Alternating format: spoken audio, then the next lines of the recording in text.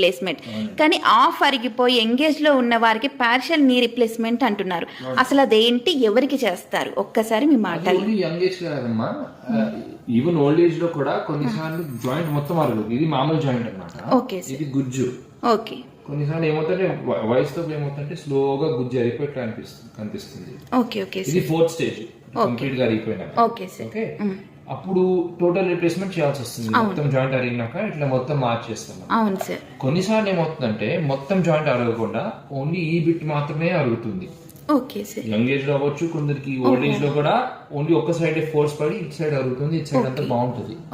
అలాంటి సిచ్యువేషన్ లో మొత్తం జాయింట్ మార్చకుండా పార్షియల్ నీ రిప్లేస్మెంట్ అని ఒక ఆప్షన్ ఉంది. ఈ బిట్ మాత్రమే మారుస్తాం.